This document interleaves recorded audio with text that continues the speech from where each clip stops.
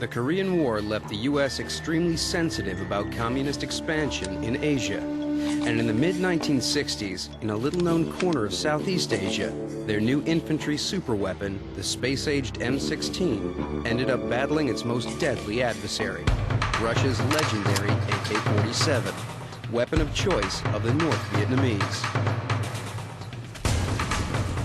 Both sides felt they had the winning ideology, and the technology of the weapons was a simple reflection of their global ambitions. The prize, in other words, was the world.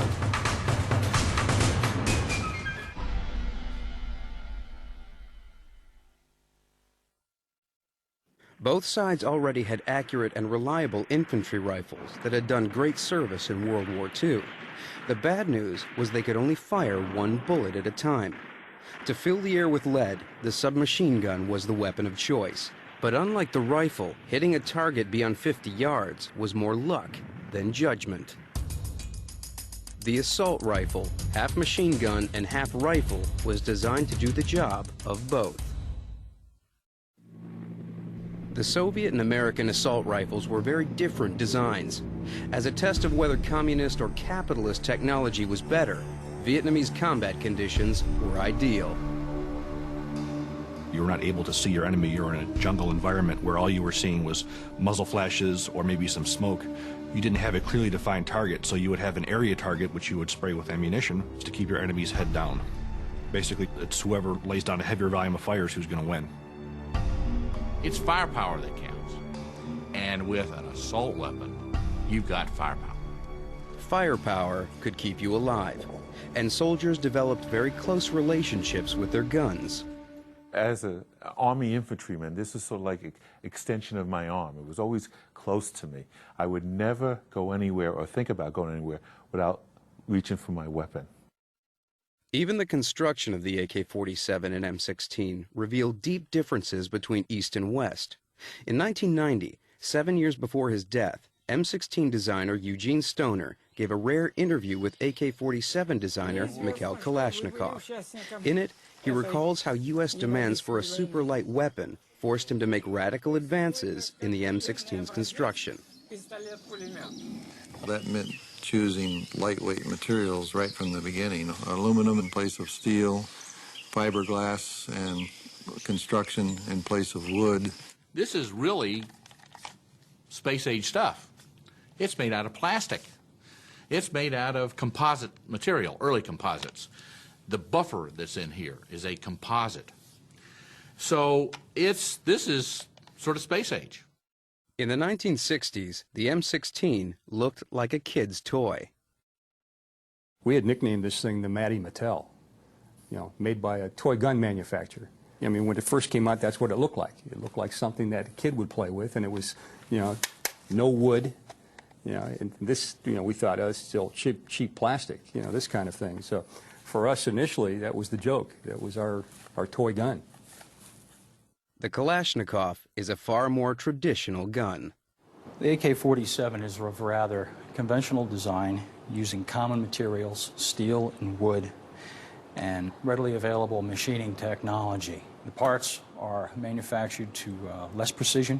From an engineering standpoint, it is a low-tech weapon. This means that for automatic fire, the M16 is much easier to control than the AK-47. Slowed down 14,000 times, it's clear that the kick or recoil of the high-precision M16 moves it very little. Not the AK-47. It's throwing itself around. Look at the end of the barrel. It's clearly flexing up and down. One reason for this wobbly performance is the way it works. What's happening when this is fired is, of course, the cycle rate's fairly high, and you've got a really big hunk of metal coming back, and it's slightly off-center. Not much, but slightly off-center. So this thing's coming back and then coming back forward, so you've got really two violent acts going on, and then if you have the round going off, you have a third violent act going on. The M16, on the other hand, this is a much smoother operating weapon. Consequently, the accuracy on this in full automatic fire is a lot better than is the AK. An easy round one to the M16, a higher precision weapon, and far easier to handle as a machine gun. Can the AK-47 claw ground back with its performance as a rifle, rated by accuracy, not controllability? We've come to Morris County, New Jersey. The Picatinny Arsenal is where the U.S. Army puts their small arms to the test. We've set up targets at about 200 yards. It's an easy distance for a decent rifle. First up is the M16. What we're looking for is grouping, how close the shots are to each other. Every shot strikes close to the heart, in the kill zone.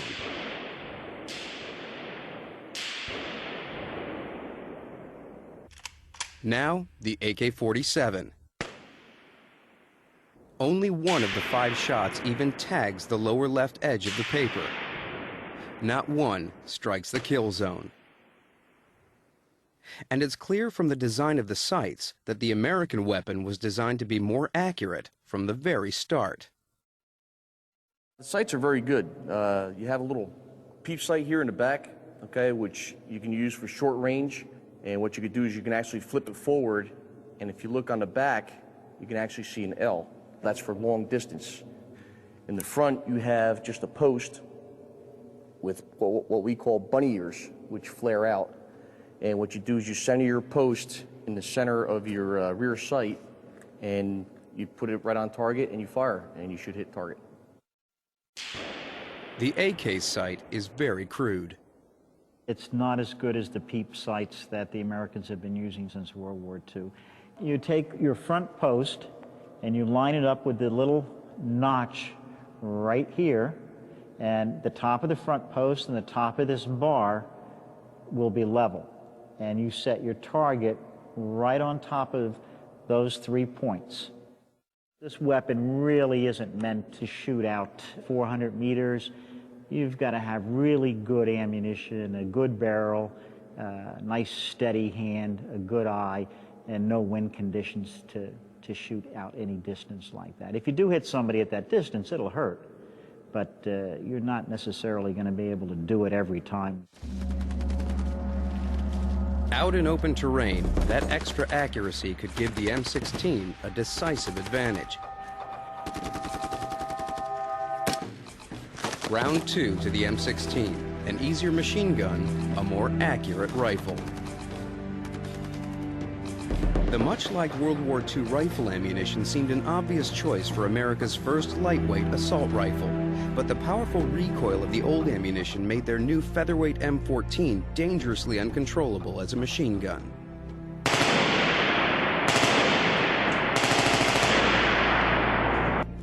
This is so light, you cannot control it. So the first round, if you were to fire this fully automatically, the first round would be there, the second round would be there, third round would be there. And anything after that, it's an anti-aircraft gun. To make a handheld automatic weapon, the designers would need ammunition with less recoil or kick. The gun's success would stand or fall on the design of the bullet. The Soviet solution was brutally simple. Take the heavy old rifle bullet and make it shorter, and therefore lighter. The M16 uses a smaller, slimmer bullet. With far less recoil than the AK, the M16 gun can weigh barely 2/3 as much as the AK-47, which was exactly what the U.S. military wanted, as Eugene Stoner explained to AK-47 designer Mikhail Kalashnikov. Basically, they wanted the lightest weight system that they could get. They wanted a weapon that would weigh 6 pounds, loaded with 20 rounds of ammunition. The weight was the driving emphasis on the whole design. In other words, there are a lot of things maybe you would like to do, but couldn't do because of the weight restraints. The Army people are the same everywhere. They want you to come up with weightless weapons, but there is a limit to everything. Yeah, they like to defy the laws of physics. The tiny bullet that Stoner came up with to save weight